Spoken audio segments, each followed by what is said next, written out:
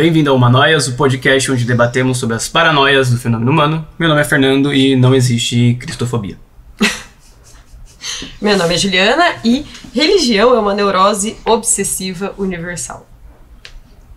Meu nome é Rafael e glória a Deus. Como vocês podem supor, hoje a ideia é falar um pouco sobre religiosidade. Então não confundir religiosidade com espiritualidade, são dois conceitos diferentes, a gente vai falar ao longo do episódio. E vamos centralizar no cristianismo em si, já que é a religião predominante do Brasil e faz mais sentido para o nosso boa parte do mundo também. Não no mundo inteiro, mas boa parte. Então a ideia é a gente conversar um pouco sobre esse desenvolvimento, né, e como que ele impacta na vida cotidiana, subjetiva das pessoas hoje em dia, e como isso pode ser usado também como mecanismo de manobra. Pode ser usado não, né? Como é utilizado como mecanismo de controle. Eu sou diplomata. Não tem que ser diplomata não, meu amigo. Talvez. Quem dá outra face é Cristo.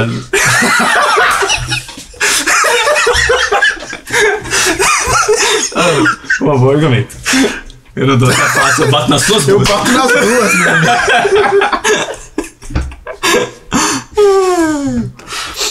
Ai. Então, vamos lá. Eu vou respira já.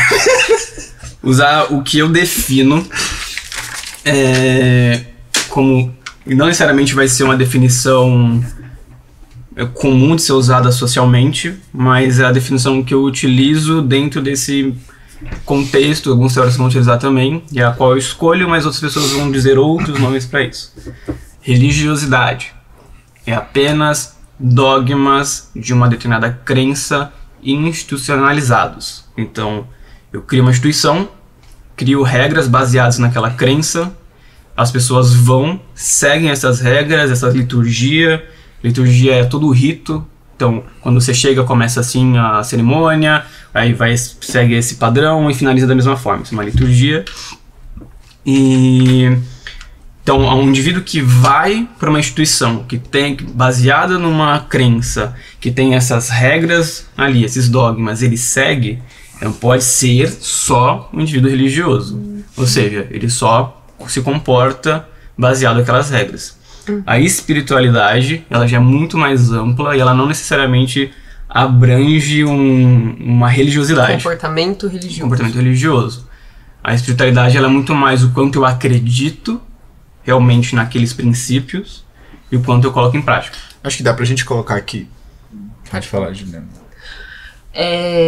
Só que, então assim, a religião ela vai ser esse conjunto de crenças. Então, conjunto de crenças, de experiências e práticas que é comum a um determinado grupo de pessoas. Institucionalizado. Então, porque o indivíduo ele pode ter esse conjunto de crenças e não necessariamente só reproduzir. Porque uma coisa é o quanto eu acredito ou o quanto eu só reproduzo. Por isso que a diferença entre um religioso, que se a gente for separar, que o indivíduo pode ser espiritual ou religioso, não tem problema. Que normalmente acontece. Não. Na minha experiência, segundo os relatos, a maioria é só religioso. Entendi. Então, o indivíduo que é espiritual, né, que ele tem a espiritualidade, e aqui não é falando sobre transcendente, essas coisas, né, mas é o quanto eu acredito de verdade, eu verdadeiramente vivo aquilo, também pode seguir regras dogmáticas dentro de uma instituição e tudo bem para ele. Então ele tem comportamentos que são considerados religiosos, né, da religiosidade, mas também tem a sua questão da espiritualidade. É que é uma questão institucionalizado, acho que vale a pena a gente Era isso trazer. Que eu ia falar, que institucionalizado não necessariamente quer dizer um CNPJ, instituição no sentido de hierarquia de comando, isso, né? Então tem uma figura central que é quem vai ditar o tom do dogma, dos rituais da crença. E isso é a instituição, né? Essa ferramenta de controle dentro de cada crença. E talvez uma coisa interessante para a gente distinguir é que esse conjunto de crenças daquela religião específica, ela vai ser praticada mais ou menos da mesma forma em outros contextos, em outros grupos. Então, por exemplo, uma prática religiosa cristã daqui do Brasil pode ser muito parecida e normalmente tem a mesma ordem de crenças e práticas e etc. de uma matriz religiosa cristã americana. Entende? Então, isso, esse câmbio de práticas que vai fazer com que elas participem da mesma instituição. Elas estão dentro do mesmo quadro, né? Dentro do mesmo espaço. E acho que uma coisa legal também da espiritualidade que eu fui atrás, que eu achei interessante, é que é a dimensão da experiência humana distinta que traz à tona tanto o conhecimento individual subjetivo, quanto o conhecimento subjetivo de comunidades, grupos sociais e tradições. Então ele vai trazer que a ideia é que a espiritualidade ela é muito mais interna. É a tua relação de si com essa subjetividade, a relação de si com a comunidade, de si com a sociedade, de si com pequenos grupos. Então isso é legal, de que a espiritualidade ela é muito mais ela é muito mais interna. E a religião, não necessariamente. É até engraçado, porque esse conceito de espiritualidade enquanto fenômeno interno, ele é até análogo à questão da instituição, né? Tipo, a instituição é justamente o controle externo sobre a crença, enquanto a espiritualidade é o quanto você só estimula essa parte interna sua, né? Subjetiva, de se relacionar com as outras pessoas a partir de uma ótica diferente, né? A partir de uma interpretação diferente de realidade, de mundo. E eu acho legal quando o Fernando traz, porque tem a instituição, porque aí a gente tem que lembrar de Foucault, né? E toda instituição é perversa. Então, o problema já começa aí, né? E que exatamente por ser a espiritualidade ser esse processo interno, esse processo subjetivo, esse processo de si primeiro, e a religião ser muito mais externa, é que a gente tem medidores, quando a gente vai estudar a religião, a gente tem medidores de religião, mas o medidor de espiritualidade é muito difícil. Então, quando a gente vai estudar e a gente precisa de métricas para isso, medir a espiritualidade é algo muito mais difícil. Tem umas escalas até, dá pra fazer. Então, começaram a fazer essas escalas, mas a gente tem muito mais escala e é muito mais fácil observar a quantidade de religiosidade, porque é quantas vezes você vai ao culto, quantas vezes você reza, desde quando você é praticante. Agora, espiritualidade é quando você se percebeu uma pessoa espiritual. Não, acho que a espiritualidade é mais sobre crenças, né? Eu acho que, tipo, você acredita que o ser humano, ele tem uma segunda, sei lá, ele transcende essa existência, você acredita que há alguma coisa depois da morte, enfim, aí então, acho que vai tem questionários, e essa é até uma crítica muito boa, em que eles medem religiosidade. Então, no IBGE, eles observam exatamente isso. Você se denomina o quê? Católico. Quantas vezes você vai pra igreja? Quantas vezes você... qual a sua frequência, assiduidade? Então, isso é o que a gente vai olhar como uma religiosidade, sim, porque é o comportamento externo, observável. Mas tem questionários, já li, já até apliquei alguns, em que você vai medir o nível de espiritualidade. Então, é o nível que eu acredito naquilo, não o meu comportamento, mas se torna subjetivo. E isso é difícil de mensurar da mesma forma quando a gente vai olhar para a prática clínica. É difícil você pegar um indivíduo, um questionário de autorrelato, onde o indivíduo tem um viés muito grande sobre si. Então, ele às vezes vai responder segundo a forma que ele se vê, não necessariamente da forma que ele é. Então, tem um viés. Então, por ser muito subjetivo, há uma tentativa de mensuração, mas por ser muito subjetivo, há diversos vieses também. Então, obviamente, aquilo que é observável, aquilo que dá para transformar de forma quantitativa. Então, frequência de idas no culto, frequências de rezas, de orações, frequências de caridades, doações. Então, você consegue saber o quanto ele faz, mas você não consegue saber o quanto ele acredita naquilo. Eu faço. Mas beleza, você faz porque se sente obrigado a fazer, você faz porque você tem uma fé muito grande nisso e que isso é algo espiritual que tem que fazer. Você faz para não ir pro inferno. Então, e quem faz para não ir pro inferno é o que a gente vai denominar que não é um indivíduo que tem espiritualidade, é religioso. Então, porque não é baseado... Aí, entra lá na frente. Mas a ideia central, principalmente, é fazer essa distinção. O indivíduo pode manifestar as duas coisas, mas também pode manifestar uma só. Eu acho legal que a gente fez um episódio que a gente nos tornamos odiados pelos médicos, agora a gente vai se tornar odiado pelos crentes. Eu acho que a vida é ser odiado pelas pessoas. Tudo bem. É aquilo, a gente não pode ter preconceito, a gente tem que odiar todo mundo igualmente. Exato. Mas a ideia é, você falou um termo muito bom, crente. A minha crítica, e provavelmente as minhas ofensas, serão a crente.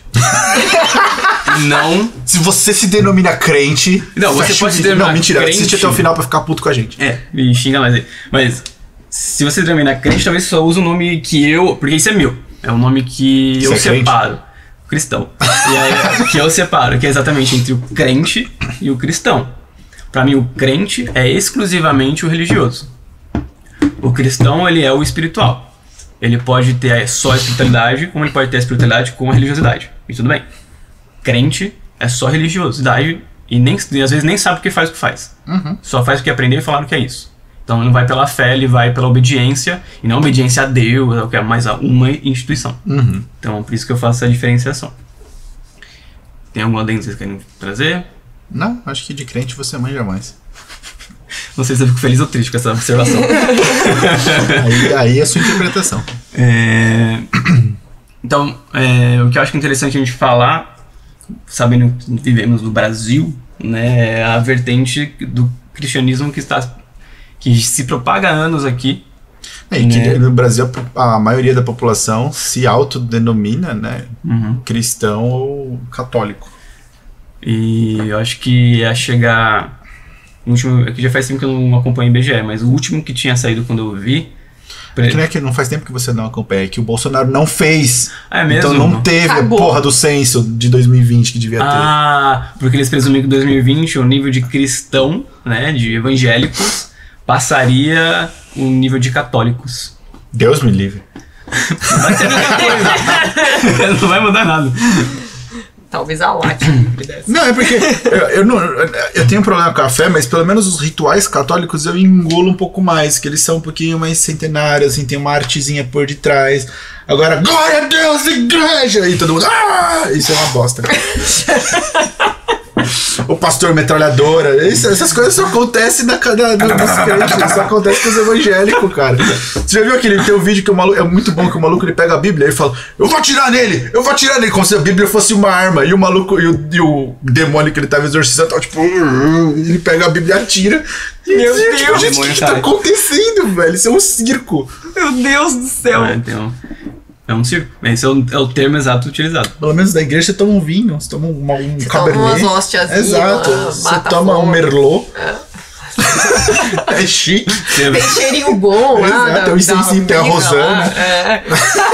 Não conheço a Rosana. Ela fica lá em cima. A gente nunca viu ela, na real. Fica mas todo mundo conhece a igreja. Rosana. Então, meu Deus, a gente vai ser muito de... Vovó! Não, minha avó não escuta isso daí, porque ela é surda. A gente faz em Libra, Juliana.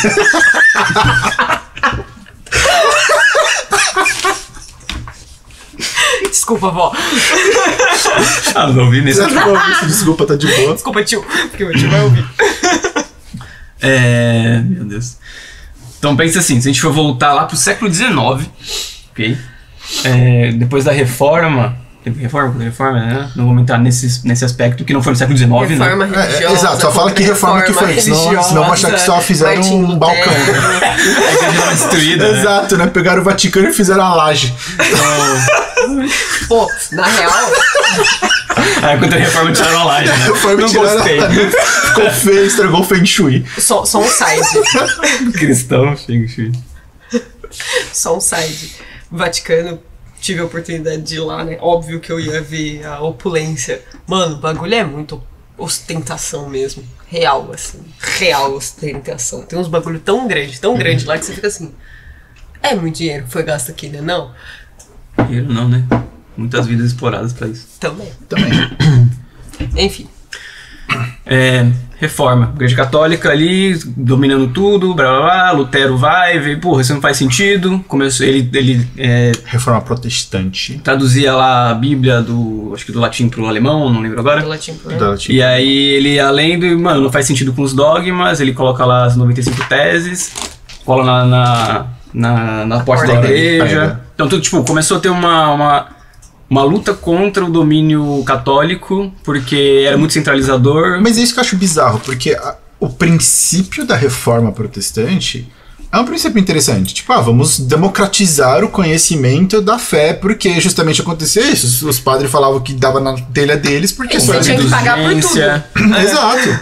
Se o fulano morreu, acho que não foi salvo, paga tanto que Deus salva. O que eu acho purgatório. O que eu acho hilário agora é de que a reforma protestante nasce dessa forma e hoje em dia você tem pastor vendendo o óleo de Jesus, entendeu?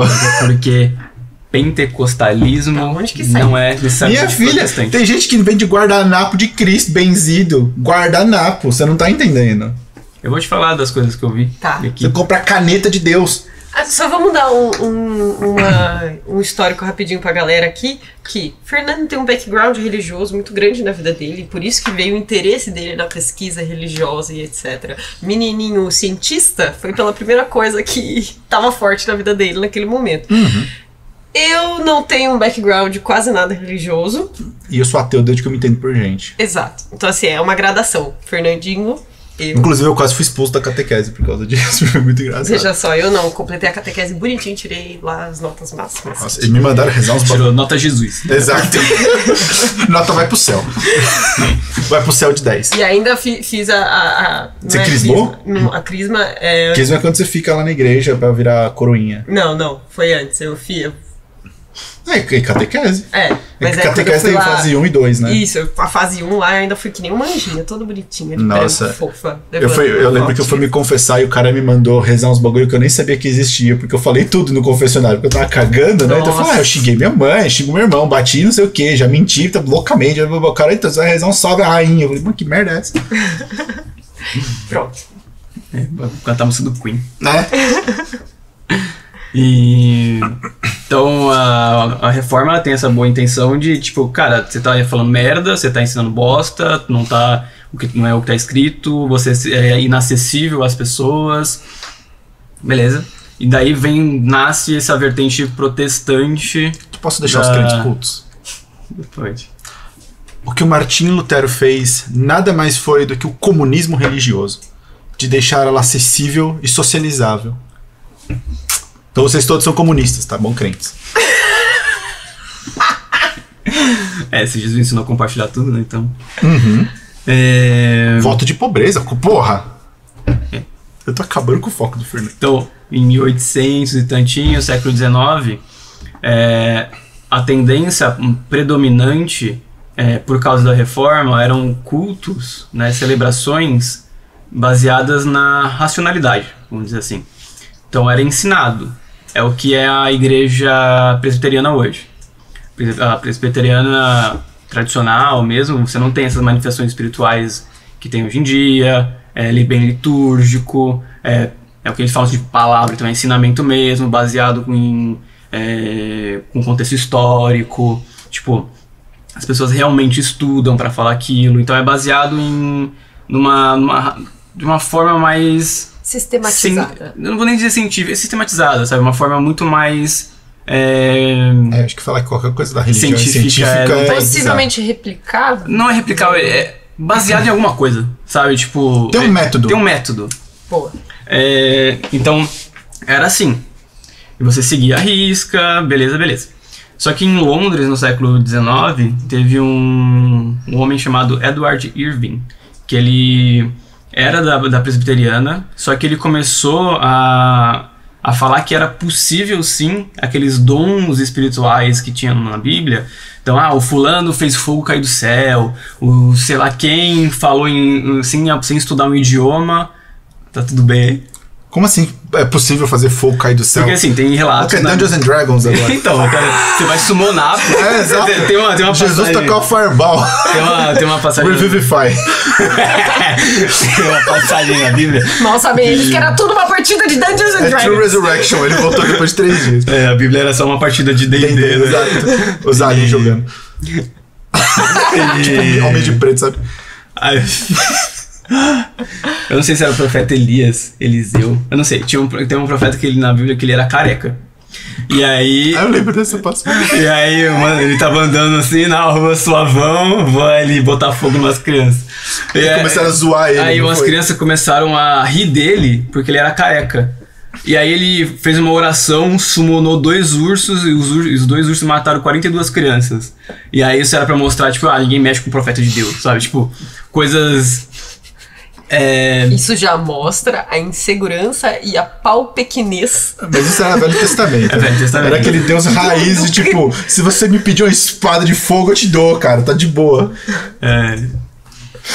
Meu Deus, Segurar aqui. 42 crianças porque ele era careca. Então, são coisas assim, sabe? Tipo, que ele falava que poderia voltar, por exemplo. Pô, imagina, você chama alguém de aeroporto de mosquito, o maluco te chama um urso, cara. Onde já se viu? E aí ele falava que você poderia ter visões realmente, ensinava que era possível trazer de volta esses dons. Então, seja você curar uma pessoa que tem uma enfermidade, seja você conseguir ver algo que vai acontecer e profetizar. Os dons que estavam na Bíblia. Os Vingadores da Bíblia. E aí, só que, tipo, na presbiteriana, que é protestante e tal, eles têm existe um debate teológico aí do que a gente vai falar de continuidade, de continuismo ou descontinuismo. Então, é o quanto dons são realmente algo que podem ter atualmente ou não. É questão teológica, não vou entrar nisso. Mas ele falava que sim. E a vida toda dele, ele foi pregando isso, levando esporro dos líderes dele, até que ele foi expulso. Porque ele estava cometendo heresia, vamos dizer assim. Isso aí ele falava uma coisa principal que é isso que é interessante, que é o termo que a gente chama de parúzia, que é a segunda volta de Cristo. Só que ele falava que Cristo só voltaria se os dons voltassem também. Então, tinha uma etapa. Cristo só vai voltar quando esses dons começarem a ser manifestados de novo, em larga escala. Como se fosse uma anunciação. Isso, quando surgiu os X-Men, é porque Deus tá voltando. E aí, o que aconteceu bizarramente foi que ele pregava muito, ele tinha a própria instituição depois, e ele falava dessa questão das curas, da profecia, piriri pororó, e começou a acontecer com os membros dele. A partir do momento que uma pessoa começou a falar em línguas aleatoriamente, todo mundo começou a falar também. Então... mas ok. Se alguém tivesse jogado uma bola de fogo, eu ia falar, cara, começou a acontecer. O que você fez? Eu falei uma língua que não existe. Que língua que você falou que não existe? Não sei. Não existe. Falei. Não existe, exato. Era a língua dos anjos. Pronto, é a minha nova língua. Só que o que aconteceu? Ele começava a falar muito mais fortemente dessa necessidade do que a gente vai chamar de um movimento carismático, né? Então, dessa questão do poder, né? Desses dons, esse retorno. Foi um movimento carismático, eu pensei no movimento tipo... gente sorrindo, né? Você falou isso, eu imaginei ele um carinha careca, porque depois você falou que era careca, agora todos vão ser carecas pra mim sorrindo, assim. Tipo, ódio contra calvo aqui, ó, calvofobia. E aí... Desculpa, amigas, cara, tem entrado do Vegeta, né? E aí ele falava de que era necessário voltar com o ofício apostólico. Então teve os 12 apóstolos, né? E depois não teve mais apóstolos. Então ele falou, então possivelmente os dons cessam porque a gente não tem mais esses apóstolos. Então ele falava esses ensinamentos diferentes. Tá. E foi ele um dos precursores do pentecostalismo. Então aqui ainda não era o pentecostalismo. Então era primeiro cristão, católico, aí veio protestante. Primeiro Jesus, né? A gente nem sabe a gente não sabe se tinha Jesus, não. Não, tinha um Jesus histórico, mas não era o Jesusinho de cabelo comprido, o Deus e amor, olhos azuis. Mas que eu ouvi. Não, houve um Jesus negão. Tudo bem. Sim, porque, né, Egito. Não, tem gente que acredita que, inclusive, ele era branco. É impossível ele ser branco. Por isso que ele era o Jesus, porque ele era diferente. Ele tinha nascido o branco. Não queimado. No lugar que seria diferente se ele nascesse azul. O Avatar. Porque branco tinha lá também, né? Enfim, então, cristão, católico, protestante, aí do protestante veio o pentecostalismo. Tá. Tem outras vertentes aí no meio, mas... O pentecostalismo então, é a vertente que acredita em superpoder. Praticamente. Na volta do superpoder. Exato, exatamente. Não, já... Ou em Sabanur. Beleza. E aí, o que ele começou a... O que esse movimento começou a fazer? Ele foi migrado para os Estados Unidos, e lá tinha um movimento que é o movimento da perfeita santificação, que ele foi um movimento holiness, em que eles buscavam cada vez mais intensamente uma separação completa do crente do resto do mundo. Tá. Então você reprimia qualquer tipo de desejo, qualquer tipo de sentimento. A ideia é essa, não que eles fizessem, né? E a partir de todo desse controle, desse afastamento, você tinha esse reavivamento espiritual que poderia vir com os dons espirituais e por aí vai. É que surgiu os Mormons. Não, eu sei que os Mormons têm uma decisão aí, mas eu não lembro em que momento, eu já não tenho conhecimento. Eu também não manjo, não. E aí esse movimento, acho que o Mormon foi mais pra frente. E aí foi exatamente, começa lá na Inglaterra, vem para os Estados Unidos, transforma esse movimento Holiness, e aí esse movimento traz o pentecostalismo. Tá? Porque na Inglaterra era perseguido, né? Tipo, o protestantismo lá era pra morrer. E aí o que aconteceu foi que o pentecostalismo ele era zombado desde da sua origem. Então tem charges em que antigamente, pra você, sei lá por quê, mas você colava em posts, né, tipo caricaturas de pessoas que você ia ofender as pessoas. Nazista fazia isso com o judeu. Era o antigo meme, né? Só que... Nossa, verdade, né, cara? Era o antigo meme, só que você grudava no poste e falava zoando. Nossa, maravilhoso. E aí eles falavam que era um movimento de gente burra, movimento de gente escandalosa. Aí tem charge de um cara louco rolando no chão. Só que isso quando começou a questão espiritual, no início não. Mas o maior, e isso que eu acho interessante, que a maior crítica era que o pentecostalismo era formado por pessoas pobres. E por isso que eles eram alvo de perseguição. Então o pentecostalismo, quando ele surge nos Estados Unidos, ele foi o único movimento, nos Estados Unidos, que tem toda a segregação racial, etc., foi o único movimento religioso que uniu negros, brancos e latinos, numa mesma instituição.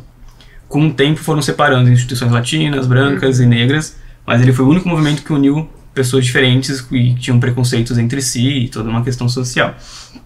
Unidos então, por serem... marginalizados. Exato.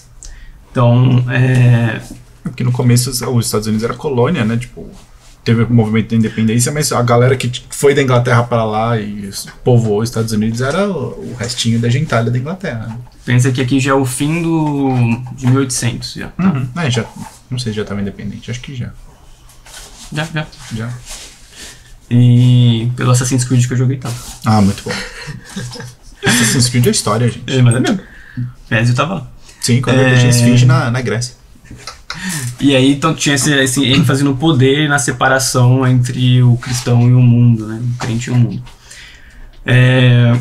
E aí é interessante que o grande propagador do pentecostalismo nos Estados Unidos, ele era um puto de um racista. Zero novidades. E ele tinha um homem negro que queria estudar, e ele só permitia que ele estudasse se ele pegasse uma cadeira e sentasse fora da sala no corredor e visse a aula sentado de fora e assistisse. E essa, eu não vou lembrar o nome dele. E ele tinha... Acho que teve envolvimento, tinha suspeita, nada confirmou, mas com questão de pedofilia também. Óbvio. E outras coisas. Mas esse homem negro, que eu agora não vou lembrar o nome dele, foi o que deu um grande precursor no que que os pentecostais amam, exageram muito, eu falo tipo menos, querida, menos, que foi o reavivamento espiritual que eles dizem que aconteceu na Rua Azusa, que é uma rua dos Estados Unidos. Que é esse homem negro, ele reunia essas pessoas lá, também acreditava de que os dons poderiam vir à tona. E aí uma pessoa começa a ter manifestação espiritual, as pessoas começam a ter manifestação espiritual, e aí começa todo aquele meme de estão tudo loucos, sei lá o quê. E eles acreditavam de fato que esse retorno dos dons aconteceria. Coisa que o homem branco racista, racista sim, talvez pedófilo, não conseguiu, também acreditava. E o pentecostalismo começa a crescer muito ali. Por quê? Porque são pessoas marginalizadas que sofriam muita coisa e tinha uma explicação pelo sofrimento, pela pregação dele de que você sofre porque você não faz parte desse mundo. Então, da mesma forma que Cristo sofreu, você vai aguentar esse sofrimento como Cristo aguentou e você vai ser recompensado. Então e tem muitas pesquisas hoje que mostram que quando você tem uma justificativa para sua dor, ela dói menos, você aguenta mais. Então, toda a violência social que eles viviam tinha uma explicação. Então, eu não olho mais aquilo como uma injustiça que é institucional e não tem como mudar. Na verdade, talvez não mude enquanto eu estou vivo. Eu olho como aquilo, eu tenho que passar porque é uma aprovação de Deus. E na Bíblia diz que Deus nunca vai te dar uma cruz que você não aguenta carregar. Então, então você vai justificando todo esse sofrimento e da qual a pessoa vai tendo um sentido para aquela dor. E essa é a primeira onda do pentecostalismo. E ela chega no Brasil, é o que a gente vai chamar de pentecostalismo clássico, porque já ele não tem mais nada a ver praticamente com os dias de hoje. E ele chega no Brasil pela Congregação Cristã e Assembleia de Deus, que surgiram nos Estados Unidos e vieram para cá no início de 1910 chegou aqui. Então a ideia era,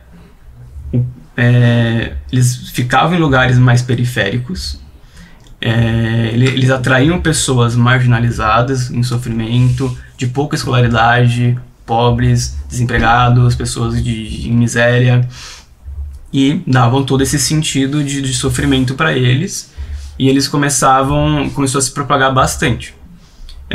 Então, o pentecostalismo clássico, ele é muito tido como um caricato até.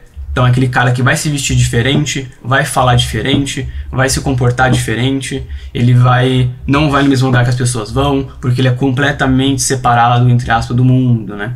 Então... Mas é o quanto que isso funciona como uma criação de identidade comum na marginalização. Sim. Né? Então, por isso que isso é alguma coisa interessante para a gente entender que alguns aspectos positivos que a gente pode citar da religião é ela ser utilizada como método de coping, né? Então, um método de enfrentamento. Essa seria a parte saudável da religião, né? O aspecto... Essa é a parte importante da religião. É a parte ela importante. serve como forma de coping, né? De enfrentamento. Mas a questão aí é o quanto isso é distorcido, né? Então, exato. De quanto isso pode ser manipulado. Exato. E o que dá essa sensação de pertencimento também. Isso eu já vi diversas vezes, depois de um exemplo. Aí que começa aquele bagulho da saia, cabelo comprido. Sim. Então você não pode se depilar, você não pode ter barba. Mulheres não podiam se depilar. Eu não sabia disso. As crentes foram as primeiras feministas? Meio errada, né? Como assim?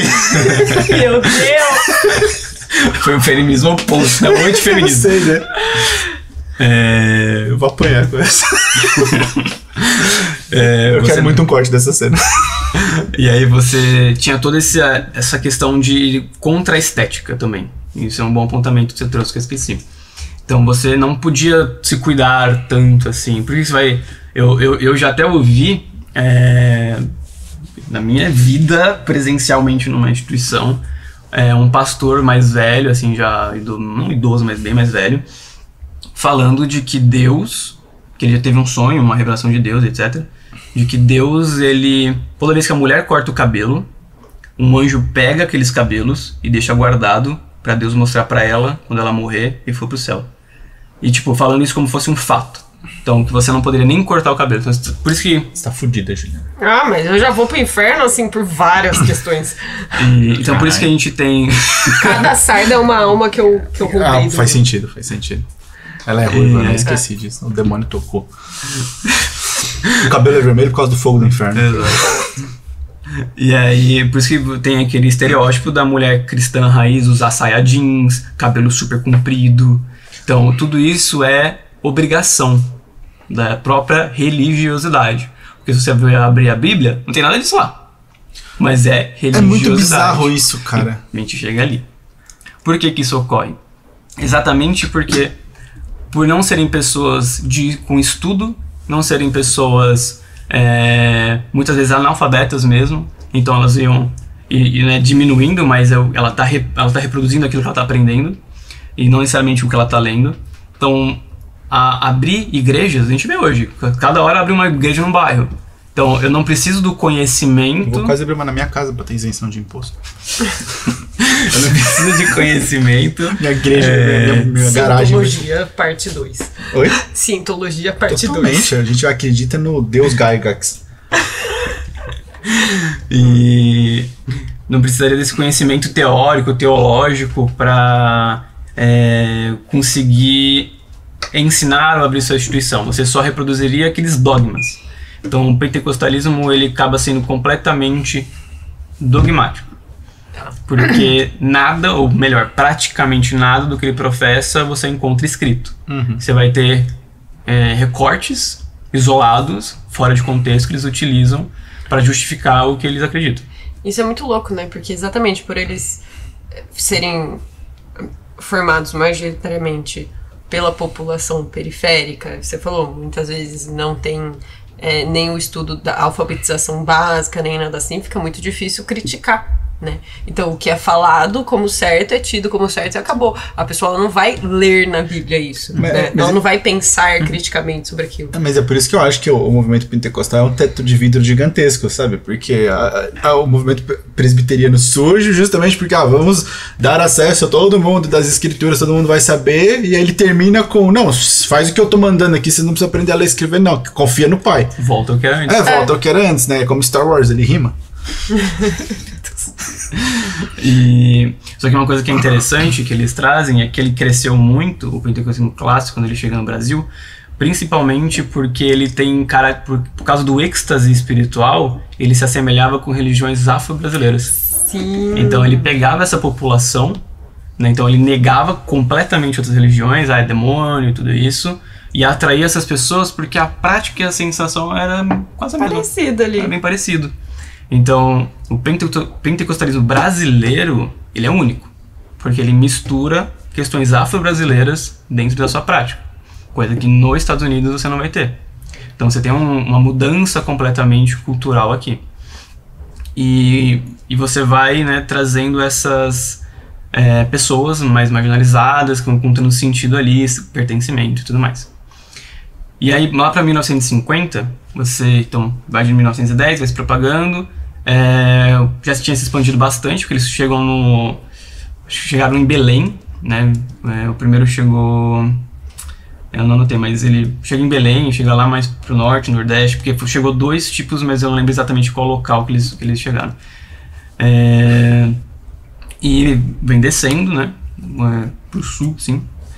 E em 1950 tem a denominação da segunda onda. Então o pentecostalismo clássico é a primeira, e veio a segunda onda que chama deutero-pentecostalismo. E quem trouxe todos esses nomes se chama Ricardo Mariano, puta foda pra caralho, um sociólogo brasileiro, em que ele faz essa pegada de Deutero é 2, porque é o segundo livro da Bíblia, Deuteronômicos, então deutero-pentecostalismo, então o segundo pentecostalismo no Brasil. Poderia só ter chamado de segundo pentecostalismo. Não, mas é muito mais. Agora todo filme que tiver uma sequência tem que ser não sei o que Deutero. Deutero Shazam. Exatamente.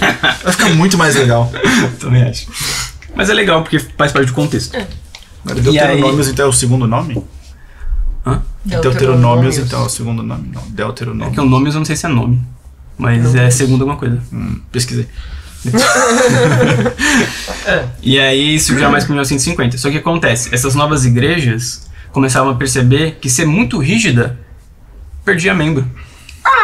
You don't say, pois really? Né? Porque nem todo mundo consegue ficar sem tomar banho e se depilar. Então, e aí eles começaram a flexibilizar um pouquinho.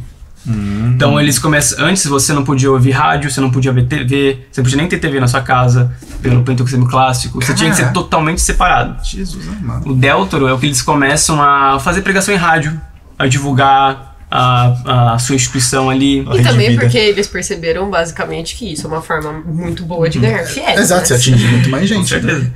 E eles começaram a fazer cultos em praça pública, coisas que não aconteciam. E eles uma característica deles, eles enfatizavam muito a cura. Então eu parava de enfatizar êxtase religiosos, né, espirituais, e eu começava a atrair as pessoas porque a gente cura você. Então eu te atraio por uma demanda e não necessariamente por uma identificação. Uma cura do quê? Tipo, da aflição coisa. Da vida? Não, cura de qualquer coisa. De curar a pessoa que não anda, de curar o indivíduo que não para de beber. Cura. Começou ali. E o que foi interessante? Que exatamente nesse processo foi o grande ápice de imigração de pessoas do Nordeste para São Paulo, para o Sul. Pra cá. E a Igreja Católica não acolhia essas pessoas. A Igreja Católica era muito litúrgica, muito dogmática e muito elitista até. O ensinamento era muito difícil para essas pessoas, não era acessível. Mas aí o pentecostalismo acolhe. Então as pessoas começam a frequentar muito mais e o número de pessoas vão crescendo, adeptas a isso. E então começaram a fazer culto em estádios, começaram a ficar com muita gente, atendendo muita gente. Isso começou a divulgar muito também, né? E você já tinha toda uma lógica mais capitalista ali no meio, né? De querer lucros, de você pedir muito mais dízimos, entre essas coisas. No clássico, você tinha a ideia de ofertas como uma forma de manter a instituição, manter as pessoas. O clássico ele ajudava bastante dando comida. O Deltoro, você podia fazer um trabalho voluntário ali, mas ficava com o pastor ou com a instituição. E aí vem a pior merda. Comprando caridade 2 pra mim. É o pica-pau dividindo comida, tá ligado? Aí vem pra mim a pior onda de todas, que pra mim é o lixo do pentecostalismo, que é o neopentecostalismo. Que ele é conhecido pela Universal, né? Pelo Edir Macedo e tudo isso. Tá. E o que muda aí? Muda que eles extrapolam tudo. Então, a principal característica foi: foda-se os dogmas, foda-se a liturgia, essa religiosidade, e eu vou começar a falar que você já era começado, mas isso se tornou o centro. Da mesma forma que o anterior, o centro era cura, o centro foi prosperidade. Então, você vai ser rico. Você vai ser rico. Então, coach de investimento cristão. Exato. Eu acho que os cristãos são o culpado dos coaches. E ele começou a propagar muito isso de quanto mais você der pra igreja, mais Deus vai te dar. Então ele começa a pegar partes isoladas também pra justificar isso. Você é filho de Deus vai passar necessidade, tipo, sabe? Então, e se você não contar com isso em prosperar, tá pecando, tá fazendo alguma coisa errada. Então você começa a centralizar a responsabilidade naquele indivíduo, fazendo ele sentir culpa e sentindo culpa, tentando reparar cada vez mais. E pagando mais. E pagando mais. Então eles flexibilizavam a moral, quer depilar, depila, quer vestir saia, vestido, etc, vai. Ele começa a colocar ainda mais questão da religião afro-brasileira, mas não na prática, mas na abominação. Então eu coloco o inimigo em comum e eu vou falar isso, o Exu tá manifestando dentro dele, a Pombagira tá aqui. Então eu pego todo... tem um nome pra isso que eu esqueci. Toda a quantidade... Panteísmo, não é panteísmo, é... Divindades? Não. É divindades, mas tem um nome, panteão, eu não lembro, tem uma coisa assim, eu não vou lembrar o nome. Você pega, tipo, vários deuses de outras crenças. De outras crenças, tem um nome exatamente, é panteão, da religião afro-brasileira, transforma tudo em demônios e você ataca. Então você começa a criar eu e eles, que é tudo que a gente percebe quando gera guerras e crises. Como é que é o nome da Hannah Arendt? O inimigo comum? Não, a origem do totalitarismo. É isso aí. Você vai criar um inimigo em comum. É a mesma coisa do que todo movimento fascista. Exatamente. Então você cria um inimigo em comum, você cria um ódio 100% naquele, você é 100% certo, você tem que odiar e repudiar isso o máximo possível. E aí você começa a ter, finalmente, entre aspas, um modelo empresarial. Então eu tenho uma sede. Pequenas igrejas dentro de negócios, né? Vou abrir e gerenciar essas, mas tudo centralizado em mim. E você começa a ter como método lucro, com objetivo lucro, e o método é expandir o máximo possível como empresas mesmo, até o ponto de que essas igrejas são internacionais hoje em dia. E ele está sempre buscando a satisfação do cliente dele, que é o fiel. Então ele tem que estar sempre satisfeito para que ele volte. E tem um teórico, não lembro o nome dele agora, mas que ele falava que a forma de crer, então, nessa época, desde 1970 para cá, era um crer sem pertencer. Eu não vou naquela instituição porque eu sou membro. Eu vou porque eu quero prosperidade. Se eu não conseguir, eu saio, foda-se. Se eu conseguir, eu continuo. Mas eu vou em busca de um interesse e não como antes, uma identificação, um acolhimento. Você pode até existir pessoas com isso, mas o objetivo principal não era esse. Então, e que eles começaram a aplicar rituais mágicos. Então, coloca água em cima da TV que eu vou orar e você beber, você vai se curar. Isso não tinha antes. Começou um pouco no Delta, mas tipo, é extrapolado. Então você começa tem que ter uma fogueira santa, joga o seu desejo, que a sua oração que vai queimar e vai para os céus. A gente começa a ter todo um ritual espiritual ali envolvido. E o que eles começam a fazer? Se envolver ativamente na própria política. Então eles começam a incentivar que membros, ou nem membros na verdade, pastores se candidatassem, porque você vai ter benefício lá, né? Você consegue ter isenção de imposto, você consegue... E o argumento é bizarro, né? Porque fica aquela coisa de tipo, por que não tem um representante nosso no Congresso se nós somos maioria, se nós estamos crescendo cada vez mais? Aí fica essa justificativa, tanto que agora a gente tá chegando ao ponto onde eu tenho um pouquinho de experiência também, de que é justamente esse discurso de a gente tem que lutar para que a fé cristã, né, e quando eu digo fé, é os dogmas da igreja, seja incluso faça parte das leis do país. E é uma luta de muito tempo separar as duas coisas, mas hoje em dia ainda existe um movimento ativo de pessoas, que o Fernando deve ter ouvido também, de gente que fala que não precisava de uma constituição, era só seguir a Bíblia. No Brasil. E então, você tem aquela questão conforme os anos vão passando, as pessoas vão perdendo a fé, perdendo a religião, perde essa autoridade, né? A própria religião começa a se relativizar, começa a enfraquecer esses dogmas, esse controle, porque ela foi seguindo a lógica social, né? As pessoas já não querem não poder ter roupas que elas querem ter. Então a gente vai flexibilizar isso. As pessoas não querem mais ter que vir sempre. Então a gente pode flexibilizar isso. Então a gente vai sempre tentando agradar a clientela. Mas é uma fé personalité ali, né? Sim. Você pode fazer do jeito que você quiser, desde que você pague. Exato. Tem um sociólogo que ele tem uma frase maravilhosa que ele falava que a moralidade dos deuses seguia uma flutuação da moralidade humana. Então, Deus era, Jesus, sei lá quem, era extremamente rígido lá atrás. Aí o ser humano vai cansando de um Deus rígido, então Deus vai começar a parar de ser rígido.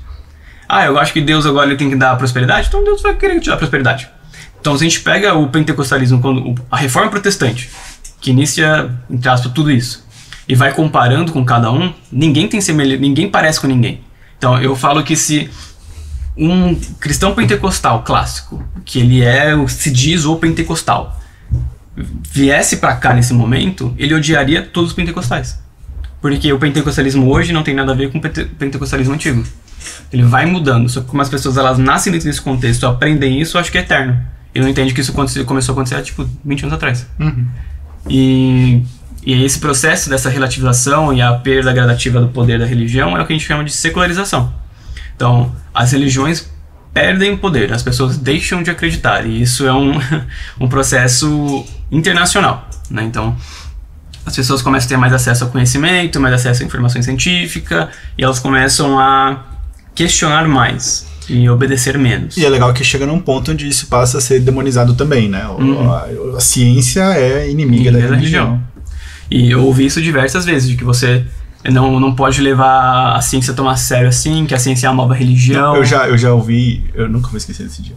Tinha uma menina na igreja que ela estava começando o curso de medicina. E eu juro pra você, fizeram uma roda de oração em volta dessa menina, orando pra proteger a mente dela sobre o falso cientificismo do curso. Tipo, você vai entrar num curso onde vão te falar muita mentira com o nome de ciência, e você tem que lembrar da sua fé, você tem que lembrar da sua raiz, você tem que lembrar de onde você tá vindo e não deixar de acreditar em nada disso, por causa do que você vai aprender. Porque, gente, vocês estão me tirando, né? E aí, então, as igrejas se flexibilizam tanto por causa da própria secularização. Então, o que acontece com a secularização? Antigamente você tinha uma religião, você nascia dentro dessa família e obrigatoriamente você manifestava essa religião. Então era o que a gente chamava de religiões herdadas. Eu só nasço aqui e reproduzo. Com essa secularização, a busca da liberdade, o fim do controle religioso, as pessoas começavam a ser livres para escolher o que elas queriam acreditar. Entre aspas, né? Ninguém foi tão livre assim.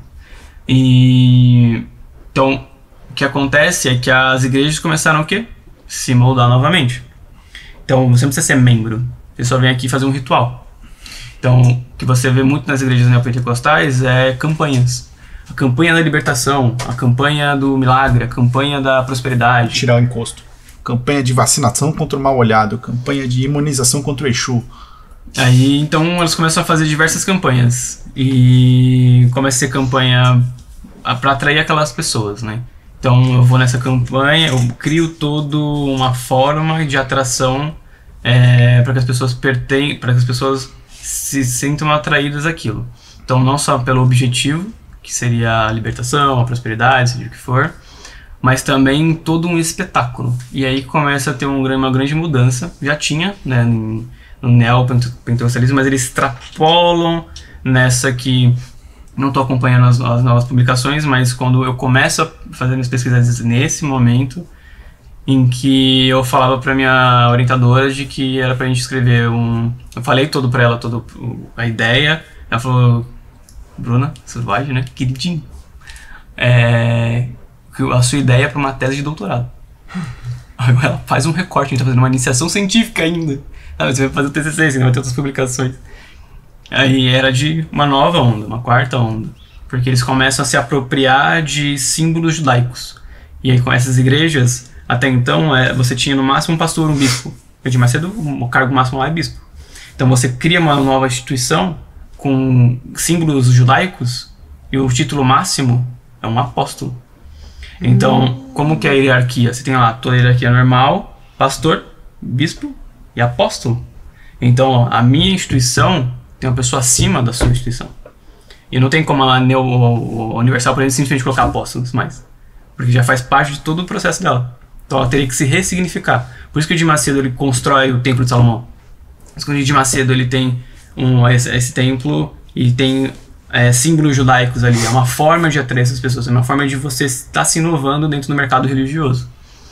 Então, com a grande secularização e esse método fast food, né, de religião, então, você quer um Big Mac, vem aqui, você compra e vai embora. Então, você só quer isso, um tipo de serviço, vem aqui, faz e vai embora. Nossa, e é um modelo que parece, pelo menos esse modelo fast food que você falou, me remete muito ao espiritismo, né? Porque tem essa campanha também, o espiritismo tem isso de, você vem, leva um passe espiritual, a gente muda a sua energia, tá? Modula isso. Não, mas se a gente for olhar o espiritismo de verdade, não é isso. Não, eu sei. Isso é o mas existe esse modelo, exato. Existe o fast food espiritual. É o que eu fico imaginando que, tipo, às vezes a igreja, o cristianismo, para se adaptar, desse movimento de adaptação, ele vai agregando coisas de outras crenças. Sim, sim. Tipo, o cristianismo nosso, ele é completamente... Ele é cristianismo líquido, né? Pode ser também, mas tem um nome para isso que eu esqueci, quando você sintetiza várias religiões em uma. Sincretização. O pentecostalismo, ele é uma sincretização de diversas outras religiões, por isso que ele funciona aqui. Se a gente pegar o nosso pentecostalismo aqui, o cristianismo aqui, colocar no outro país não vai funcionar. Uhum. Então, a Universal tentou abrir nos Estados Unidos e fracassou. Então, a Universal, que é uma grande potência disso, tentou abrir em outros países e fracassou. Qual que é os países que ela consegue? Países extremamente pobres de continente africano. Uhum. Por quê? Porque lá você tem... falar um português e é tão marginalizado, é tanta miséria e pobreza e dificuldade que eles vão. Por quê? É só ali eu consigo reproduzir essa lógica. Essa lógica, ela nasce pela miséria. Ele faz missão, né? Ele faz missão. Que a missão é até boa, quando você... não deles. Quando você olha como uma missão de você... levar alimento para as pessoas, você levar uma condição melhor para as pessoas. Nossa, eu nunca esqueço, de novo, né, na minha igreja aqui, eu não vou citar o nome porque, né, tem relação com o Bolsonaro, mas eles estavam falando de uma missão, e ele falou, não, porque a gente alugou aviões e blá blá blá, fez uma baita parceria, porque nós fomos para o continente africano e levamos bíblias. Eu fiquei, você tá me zoando, cara. Então, isso você tá me zoando. Os caras passando fome, você levou bíblia, cara. Você comeu papel? Então. Você levou literal comer a palavra de Deus? E, só que, por exemplo, tem igrejas presbiterianas, tem uma banda brasileira, mas eu acho que, eu não lembro se só o cantor é coreano ou de igreja coreana, não sei se ficou. É ele mesmo. Ele tem um projeto muito bom. Não, mas ele tem um projeto muito bom em que ele faz trabalho no sertão, onde o investimento inteiro é levar água. É só isso. É levar saneamento básico, levar água. Isso é fazer missão. Tem, tipo, dá pra ser bem feito. Dá pra ser bem feito. A ideia é quando você não é espiritual, você é só um religioso. O que o religioso acredita? O que importa é a Bíblia. O que eu vou dar pra alguém que passa fome? Bíblia. É um idiota. Elas têm esse mecanismo fast food de atração porque eles começam a perceber que a lógica social se tornou crer sem pertencer. Eu acredito, mas não pertenço em nenhum lugar. Mas acreditar não necessariamente é ter a espiritualidade. Eu só acredito porque me convém. E como que eles começam a atrair essas pessoas? E essa foi a grande mudança, né? Eu faço campanhas mirabolantes. Eu crio nas redes sociais montagens e formas de divulgação extremamente atrativas. Eu falo promessas e vai ser o pastor falando de tal que tem um poder X. E você começa a divulgar de uma forma dentro de uma instituição onde tem um puta de um palco. E você tem luz. Não, era isso que eu ia falar, né? Que chega numa parte performática da religião, e aí volta naquela questão que a gente falou de que a moralidade é estética.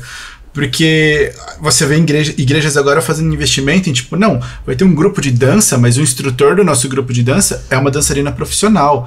Vai ter a banda da igreja E são músicos profissionais. E tem um investimento gigantesco, com instrumentos caríssimos. Então a coisa vira um show performático cada vez mais, tipo, com mais investimento, com mais coisa, justamente para criar essa experiência do acampamento cristão. Que acho que é o ápice do bagulho, sabe? O retiro espiritual. Que tem showzinho, que tem comida, que tem. Claro, comida, porque muito bom. Tem um investimento gigantesco. Tipo, eu já não fui no acampamento, mas eu fui, tipo, num evento da igreja. E, gente, você não tá entendendo, tem barraquinha de picanha no bagulho. Tipo, você come bem, é caro e é de graça, porque é pela palavra, né? Pela sua alma. Exato. Qual é o preço da sua alma? Exato, só custa seu bem-estar espiritual. Bem-estar de vida mesmo. Então, não, a picanha tá boa, cara. Pô, era uma picanha argentina. Não, era boa, né? Mas é isso, sabe? Tipo, é um investimento enorme pra você ver um evento que você fala, gente, não tem como isso não ter significado nenhum, sabe? Não tem como isso ser uma alucinação coletiva e todo mundo tá colocando uma grana do caralho naquilo. E vira um negócio bonitinho, sabe? Tipo, ninguém mais presta atenção na mensagem que tá sendo passada. Ou em como tá sendo todo mundo usado como massa de manobra. Porque tem picanha. Pão e circo. Tem coisas que nunca mudam. Mas é exatamente esse propósito. E a Hannah Arendt, ela fala sobre a questão da autoridade, né? Então, Hannah Arendt escreveu um livro chamado Entre o Passado e o Futuro, um dos melhores livros que já li. E ela tem um capítulo que vai falar sobre o que é autoridade. E ela volta desde a primeira vez que inventaram uma palavra que se referia à autoridade. E ela vai falando todos os processos. Foi uma palavra romana. Os gregos nem tinham uma palavra para autoridade. E o que ela fala é que a autoridade, ela fundamenta o mundo. Então, quando as pessoas nasciam dentro de um contexto com a dislexia, um contexto com a autoridade, você tinha o mundo dado. Então eu tenho que acreditar isso aqui, tenho que fazer isso aqui, vem. Minha vida, ok. Eu não tenho angústias existenciais, não tem niilismo negativo aqui de caralho, a vida não faz sentido, vai me matar. Tipo, você já tem respostas pra tudo. E você não questiona, você acredita, e pra você faz sentido aquilo e vai. Então a tradição, ela quando você perde essa tradição religiosa, principalmente, você, segundo a própria palavra dela, é o equivalente à perda do fundamento do mundo. Então tá todo mundo perdido. Ninguém mais sabe o que eles vão acreditar, pra onde eles têm que ir, o que eles têm que fazer. E as pessoas se sentem cada vez incapazes de se autossustentar. Não no sentido só financeiro, mas no sentido moral. Eu não sei o que é o propósito, não sei o que é o certo e o que é o errado, que moralidade que é. E antes, quando você tinha respostas prontas, às vezes fazia sentido pra você não questionava. Então, o fim da autoridade da religião. Aí, o que veio antes? O ovo a galinha, né? Traz a secularização, né? Ou a secularização aumenta esse fim da autoridade. A gente tem aí algo que é concomitante. Consequentemente, as pessoas deixam de frequentar. E aí, as igrejas vão começar a fazer estratégias bizarras para fazer com que eles voltem. E aí eles começam a usar o que a gente chama, dentro do meio sociológico, de magia. Crente, vocês fazem magia. Harry Potter, cara. Crente faz magia. Porque qual que é a definição de magia para a sociologia? É quando você oferece um serviço ou um produto que tem um efeito espiritual. Então, o que é a religião? É quando eu tenho crenças em que vai regular a minha percepção moral, o meu convívio. Normalmente tem uma instituição, piriri, pororó. Mas magia não necessariamente tem instituição. Então, o que é essas figuras carismáticas, que realmente carisma vai falar de poder, essas coisas, são o que eles vão denominar como magos e feiticeiros. Então, se você faz magia na sua igreja, você é um mago ou um feiticeiro. E eles vão pro inferno, segundo vocês. Lembrei do que eu ia falar. Acho que o Fernando traz essa coisa de que a perda da religião é a perda do pensamento moral, né?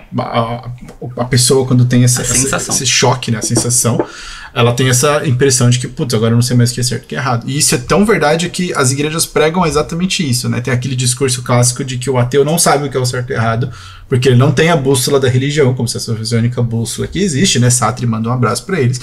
E fica sempre com o argumento que sustenta o anti-ateísmo dos crentes é justamente esse, né? De que, olha, você não sabe o que é certo e errado, você vai fazer qualquer coisa, você se deprava moralmente porque agora você não tem essa bússola moral a partir do momento que você se declara ateu, a partir do momento que você se identifica com o ateísmo.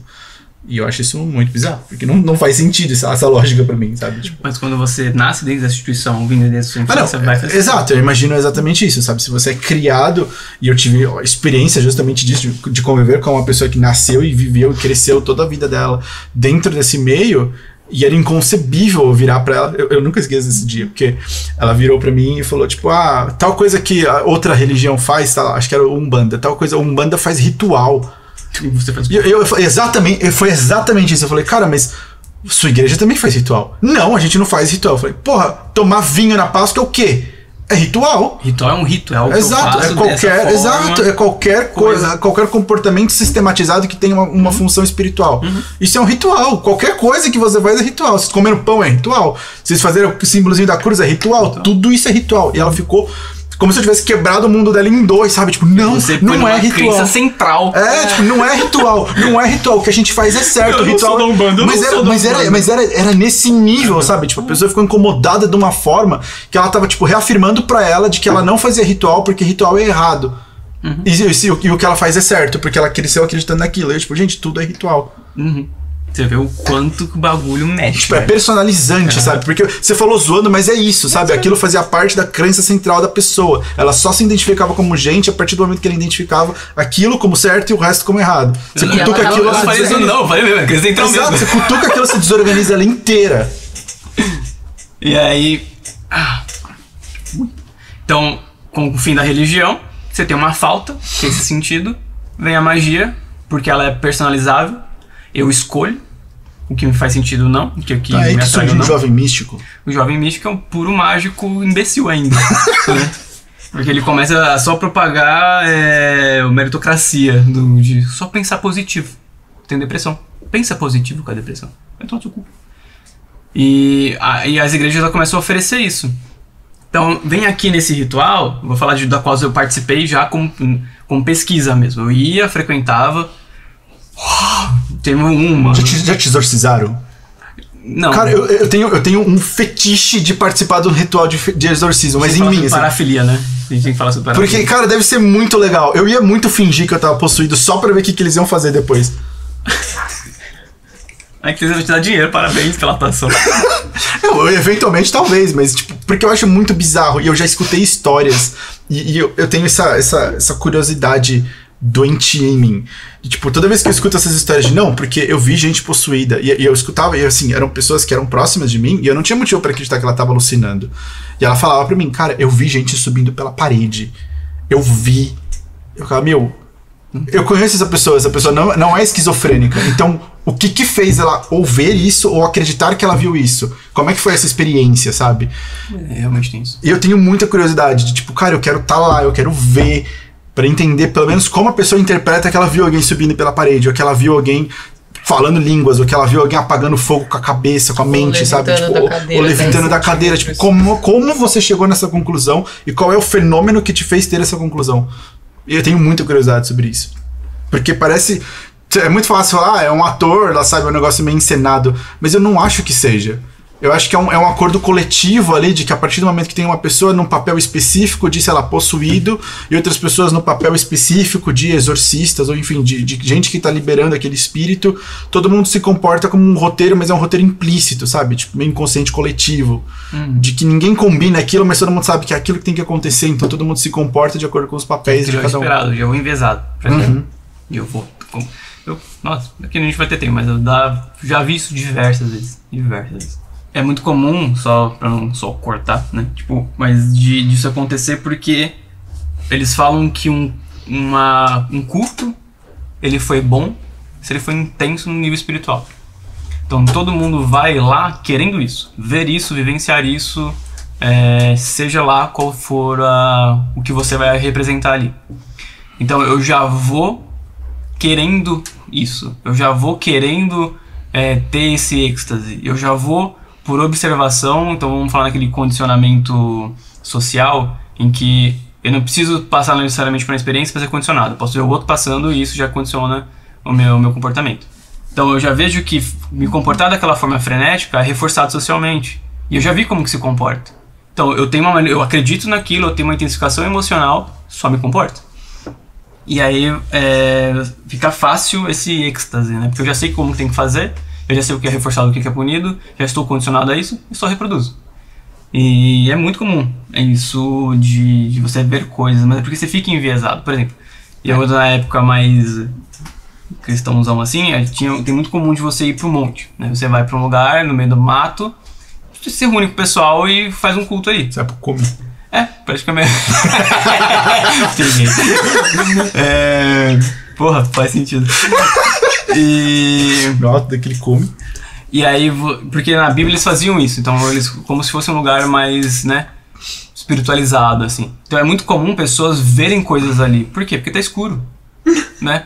E mais aí fácil, né? Aí eu lembro que, por mais que eu frequentasse, eu não era essas pessoas que tinham manifestação espiritual, porque eu falava, mano, se for acontecer, vai acontecer porque eu não tenho controle. Porque eu não tenho controle sobre isso de fato, se é espiritual. Então, se Deus quiser, faz aí, mas eu não vou fazer só porque eu acho que eu tenho que fazer. E não aconteceu comigo. E pessoas que participavam por isso, depois que saíram da igreja ou ficaram uma fé mais racional, quando eu perguntava, eu falava, não, eu só fazia todo aquele movimento corporal, tudo aquilo, porque eu me sentia validado. Tá todo mundo fazendo. Tá todo mundo fazendo. Isso é ser espiritualizado. Então isso é estar muito íntimo com Deus. Então é isso que eu vou fazer, porque eu quero ser essa pessoa. Então não é espiritual, é emocional completo. Então por isso que a presbiteriana, que ainda é a mais tradicional, tem a luterana, etc., olha isso de forma negativa. Porque é só extrapolação emocional. Não tem nada espiritual naquilo. E aí, trazendo pra cá, de volta, você tem esse serviço mágico. Então, o que as igrejas começaram a fazer é vender produto, é vender serviço. Então, já é muito comum você, vem aqui na igreja e você mergulha nessa piscina e Deus vai te lavar dos seus problemas. E as pessoas vão, e aí tem todo um culto preparatório, até chegar no final que você vai fazer esse mergulho naquela piscina. E você sai tipo catártico, porque eu fiquei 3 horas ouvindo isso, me esperando por isso sendo reforçado até dias antes em campanhas anteriores ou em redes sociais, porque aquilo é mágico. E você realmente acredita nisso. Eu já vi isso com batismo, né? Que eles fazem os dias de batismo na igreja, é quase dia de festa. Então, assim. é que o batismo ele tem outra questão. Ele não é uma questão espiritual com um retorno. Aí vai depender da igreja também, não sei que igreja você viu. Mas ele é muito mais um rito de passagem, de iniciação, né? Então, é tipo...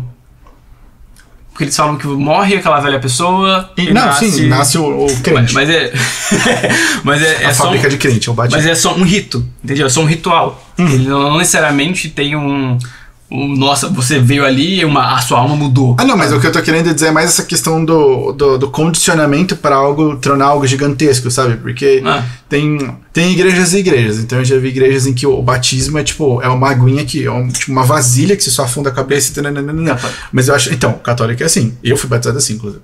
Mas você vai ver nas evangélicas... Não peguei fogo. Caralho. Porque eu ainda era puro naquela época. Será mesmo? Eu não sei. Tinha acabado de ser. Exato, tinha acabado de nascer, né? Católico benze quando nasce. Então... Mas aí você vai ver as evangélicas, e eu acho que isso é o engraçado, né? Na católica, que é mais, querendo ou não, mais tradicional em termos de ritos e centenária nesse sentido, é uma vasilhazinha, sabe? Não precisa ser um negócio super, tá? Então é um rito, beleza, tem um ritual lá.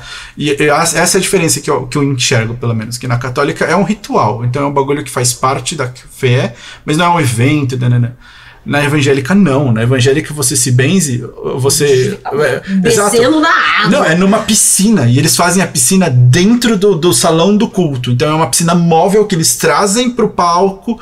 A pessoa tem uma puta missa antes. Aí tem a fila das pessoas que vão se benzer lá.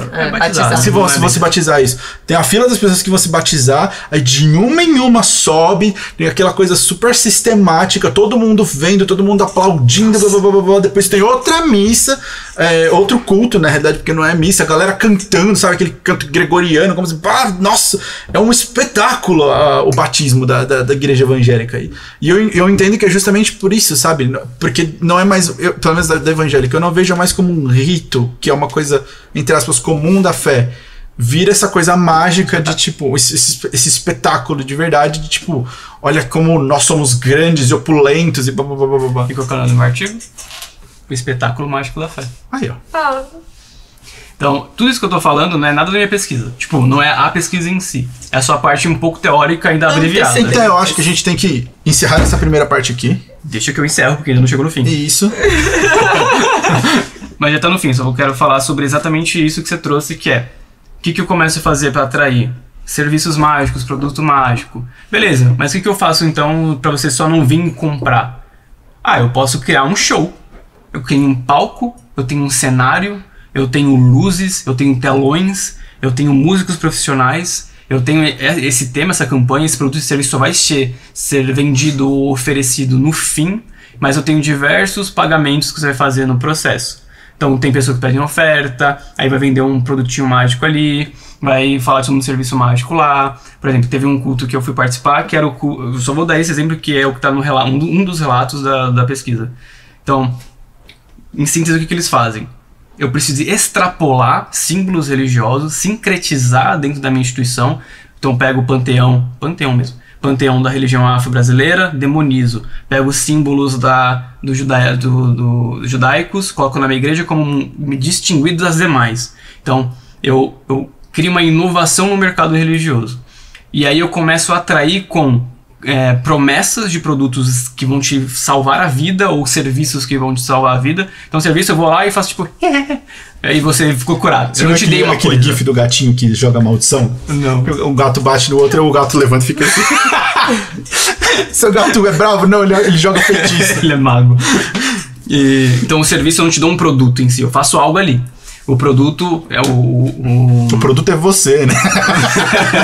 O produto mágico é quando você pega um objeto específico. Mas você fala isso, eu não sei se você assistiu o Rick and Morty. Já. Tem aquele episódio do demônio que ele vende os objetos amaldiçoados só pela zoeira da maldição. É tipo isso, tá ligado? Só que é o contrário. Eu vou te vender aqui, ó, toma caneta benzida. Com ela você vai escrever o caminho certo pra Deus. Mas isso acontece. Existem canetas benzidas pra você assinar contrato. Pro seu contrato dar certo. Nessa... Por que a gente não tá rico, cara? Vamos fazer Porque a gente não é idiota, né? Tipo, a gente não é manipulador. Então eles começam a ter esse show, um cenário, é tudo cênico. O ambiente muda segundo a minha campanha. Então o cenário sempre é novo, a campanha sempre é nova, o produto é sempre novo, o serviço é sempre novo. E eu utilizo dessa magia, desse espetáculo como forma de atrair. Como um exemplo só, e a gente encerra de como que eles fazem. Dentro da igreja que eu pesquisei, ela é uma igreja apostólica, então a minha ideia era, tipo, isso é uma nova vertente do pentecostalismo, ela não pode ser dominada só neo, porque ela não está só falando sobre a teologia da prosperidade, etc., mas ela tem uma guerra espiritual exacerbada em qualquer ambiente, ao ponto deles se filmarem em helicóptero. Realmente acontece dentro de um ambiente de periferia, onde tem, tipo, sei lá, um tráfico de droga, X. E ele vai jogando óleo ungido da igreja dele em cima do helicóptero, falando que ele tá ali abençoando e tirando os demônios do ambiente. Era essa igreja que fez aquele exército de Cristo lá, que eles... É bem comum fazer isso. Eles tinham uma proposta e os caras se vestiam como se fosse soldado do BOP, assim, tudo em fileirinha, porque eles iam pregar a palavra à força. Mas é muito comum e diversas igrejas fazer isso. Eu lembrei do meme do Bender, tá ligado? Eles têm que aprender sobre nossa fé pacífica à força. Então eles fazem isso. Uma das campanhas era a rosa... Eu não lembro se ele chamava Rosa de Saron, acho que era Rosa de Saron. É uma questão que tem na Bíblia lá. Gente, eu vou muito pegar essas coisas mágicas da igreja, porque aí tem mágico pro D&D. Eu tenho os itens mágicos na minha casa, porque eu peguei todos pra mim. Nossa senhora, a gente vai compartilhar os nomes. Rosa de Saron. Não paguei. Muito barato. Não paguei. O Fernando tem todas essas bênçãos. Eu tenho. Eu mostrava lá nas apresentações, né, de tipo, o que eles ofereciam. E essa rosa, ele era o seguinte. Você começava o culto e ele já começa com um puto espetáculo na porta. Então tem um livro gigante, aí você escreve o seu nome, a oração, a pessoa te abençoa. Às vezes a pessoa te dá um item que você vai precisar usar lá dentro. Aí você passa um puta corredor cheio de lojas da própria igreja, grife de moda da fulana, livros escritos pelo próprio pastor lá, o apóstolo. Jesus vendo toda essa porra falando. Sendo que Jesus, ele literalmente comprou couro, estirou o couro em várias faixas, fez um chicote, voltou, batendo e todo mundo chutando e falando: a casa de Deus não é um templo de vendas, não é um lugar de vendas. Mas foda-se a Bíblia. Mas Chanel é crente. Entendeu? Foda-se. Porque importa ser religioso, não ter espiritualidade, entender a fé. E... Entra nesse corredorzão. Corredorzão, você tem uma puta porta gigante, aí você entra num salão enorme, gigantesco, cheio de tela, músicos, né, tipo, cabe 1000 pessoas lá dentro, é enorme. E você vai ter toda essa pregação com um cara carismático, começa com a música, e aí tem o bastidor, né? Então você tem aqui o palco, aí tem uma parede, e as pessoas saem aqui por trás, e já sai gritando, sabe, em luzes, e você fica, uau, que show! E eu assim, caralho, velho. E as pessoas entram num modo catártico, e conforme o culto vai passando, ele vai fazendo milagres ali, né? Dando profecias pra pessoa, então ele vai validando, tudo isso está descrito, validando o poder dele, vai validando, olha como que ele é um homem de Deus, olha como ele tem poder, ó, curou a pessoa, tocou na pessoa, a pessoa caiu, não porque ela já estava esperando que isso é uma forma de se manifestar a espiritualidade, ele vai acontecendo tudo isso, e ele vai vendendo. Aí teve uma mulher lá, aí vem outra pessoa, e aí que vendeu pra ela, tinha um laço, sabe lacinho de fita de seda baratinho, que você vai recortando assim? E vendeu vários por sei lá quantos reais lá. 100 reais uma fitinha, porque pior. E porque onde você amarrar essa fita, Deus vai te proteger. Ah, eu tenho essa fita na minha casa, invadiram a casa do meu vizinho, que tem arame farpado, câmera, mas não invadiram a minha, porque essa fita é vermelha porque representa o sangue de Cristo. É tudo... vou pagar R$1.000! E aí as pessoas começam a comprar porque realmente acreditam nisso. E você vai validando e vai vendendo. Essa mesma pessoa, ela vendeu, lembra que eu te falei da semente de mostarda, que é pequenininha, aí na Bíblia fala, se você tiver que Jesus fala, se você tiver uma fé, se você tivesse uma fé do tamanho de uma semente de mostarda, você seria capaz de mover montanhas. Falando que as pessoas não têm fé. Né não? E não errou. Aí venderam semente de mostarda. E aí venderam semente de mostarda. E é uma semente de mostarda. Eu vou virar crente, cara. R$500. Não, é que eu não lembro do valor, eu lembro do valor da rosa, que isso foi o que ficou. E ela falava assim, ó, você vai no gerente do seu banco, você quer que ele aprove um financiamento, uma coisa, você vai lá, não, você não assina, você vai lá e joga a semente de mostarda, assim, ele vê na mesa dele, porque Deus vai fazer florescer o que você quer, e vai vendendo isso. No final, teve até uma encenação do poder daquela rosa, e ele falava que essa rosa, ela atraía tudo que é de mal. Então se você levasse a rosa e deixasse na sua casa, essa rosa ia apodrecer. Por que será? Porque não tem raiz, você não tá molhando a porra da rosa, vai apodrecer. Mas porque tá absorvendo toda a energia negativa, todo o espírito demoníaco que tava lá naquela rosa. E ele foi fazer uma demonstração. Chegou uma mulher que tava endemoniada, endemoniada ali, manifestando algum espiritual, algum ser da brasileira lá, corintiano. O demônio corinthiano. E aí ele quis mostrar o poder da rosa e falou, quando contar até 3, o demônio vai sair dessa mulher e vai vir pra minha rosa. Aí ele, 1, 2, 3, aí ele faz assim, sabe, ele se joga pra trás, tipo, como se fosse algo veio, e a moça parou. E parou, de manifestação espiritual. E ele foi, mostrou esse poder da rosa e ele falou, e agora vai voltar, quer ver? E faz assim, tchuc, e a mulher, tipo, a vaca tava. E a mulher volta a manifestar demônio. E aí, por quê? Ela não pagou, então ela pode ser liberta, né? Então devolve o demônio pra ela. E aí ele começa a falar, quem quiser pegar a rosa, começa por R$1.000. R$1.000. Pessoas foram. Quanto mais você se sacrifica, maior a probabilidade de Deus te ouvir. Pessoas começaram a pagar. Aqui tem cartão de crédito, você pode fazer o Pix, você pode... diversas formas de pagamento. Vou fazer o crediário da rosa. Tem muito carnê em igreja também. Não, é claro que tem carnê. Pô, como é que você acha que a pessoa pobre que não tem direito a crédito no banco vai pagar a prazo? Carnezão. Com juros lá em cima. E pessoas foram comprando a rosa. Aí quando ele viu que ninguém mais queria pagar R$1.000, 800. Aí algumas mais foram. Os otários que pagaram 1.000 ouvindo. Não, mas não é otário. Porque tem a lógica de quanto mais eu me sacrifico, maior a probabilidade de acontecer. Então eles não estão sendo como otários, estão sendo como melhores do que o que pagaram 800. Mas é a mesma porra de rosa. Pois é. A rosa tá podre já quando você pega. E aí ele foi diminuindo, até R$100. E as pessoas começaram a ir com maior frequência. E aí eu percebi, já fui várias vezes nessa igreja pra pesquisa, e eu vi que naquele dia as pessoas estavam comprando menos. E eu falei, não deu muito certo pros caras, né? E aí, beleza, eles provavelmente fez a contagem de dinheiro que fizeram. E aí no final o pastor que tava pregando lá falou assim que as pessoas não arrecadaram, não ofertaram, não compraram tão bem, que na porta ia ter pessoas pedindo dinheiro para você ajudar a igreja. Então ficou pessoas na porta principal, com máquina de cartão de crédito e uma sacolinha pra você pôr dinheiro, oferta, moeda. Provavelmente ele deveria bater a meta dele, né? Que deve ser X reais. A meta de vendas, com certeza. Então, Essa é a lógica. Então, Você não vai sair daqui sem pagar. não vai sair daqui sem pagar, a pessoa vai ali porque ela realmente acredita que vai ter algum produto, algum serviço mágico para E resolver a problemas. parte legal é como eles olham pra quem não paga. Ah, é? Essa é a parte divertida. Porque Porque você não pagou. Não paguei, eu era olhado como um bosta. Porque quando eu ia no. Nossa, eu nunca esqueço dessa experiência. Porque quando eu fui na primeira vez, obrigado, obviamente, mas quando eu fui na primeira vez, chegou nessa parte da oferta. Ele era o cara endemoniado. Não, me tira daqui! Não, antes fosse. Se eu fosse o cara endemoniado, eu ia ficar felizão. Porque eu não ia poder psicotizar e não ia ter que lembrar de nada disso. Mas não, eu era o cara que tava lá, aí chegava, passava a sacolinha, e eu nem olhava pra sacolinha. A mulher, tipo, não, pela fé de Cristo, blá, blá, blá. Pegava, tipo. Aí a pessoa que tava comigo, horrorizada. Não, você tem que dar você não tem R$2 aí pra dar? Tipo, não, eu tenho, eu só não quero dar, porque é uma oferta, eu não quero ofertar nada, porque eu não acredito nisso. Não. Aí, esse é no primeiro dia, a pessoa ficou horrorizada, e assim, a galera da fila da frente e da fila de trás já virava assim, tipo, você não vai dar nada. Não. Nas próximas vezes, me davam dinheiro só pra eu colocar na sacola. E era tipo 50 pau, sabe? Não era pouquinho. É, bastante dinheiro. E era tipo, inconcebível o fato de ter uma pessoa lá que não tava doando. Quanto maior o sacrifício, maior a bênção. Como era sacrifício meu, Então, foda-se. por isso que as pessoas vão dar 50 conto, vão pagar R$1.000 é uma coisa, não 800. Então, essa é a grande questão atual. Do quanto pertencer ou frequentar uma instituição que se diz, eu vou falar evangélica, não te faz alguém espiritual. Te faz só um religioso. Crentelho. Um crentelho.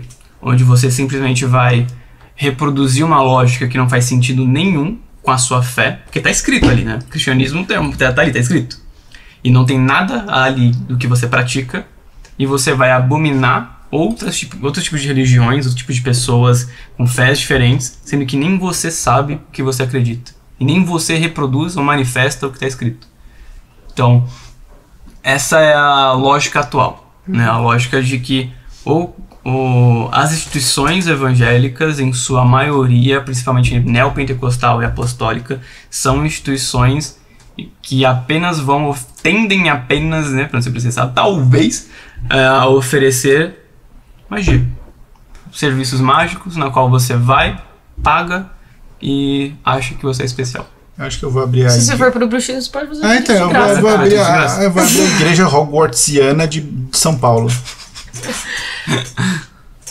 Então, é isso. Espero que seja interessante falar sobre questões sociais, principalmente porque essas igrejas utilizam de manipulação política para eleger fascistas. Assista ao próximo episódio, para onde vocês eu falo da mais. pesquisa e da questão política. Exatamente, sobre como todo esse histórico religioso transformou o Brasil no caos político e terminou com a porra da bancada da Bíblia, que é uma abominação política, mas tudo bem. Nossa, e o bolsonarismo que vem disso. Até mais. Exorcizem a gente nos comentários. Por favor.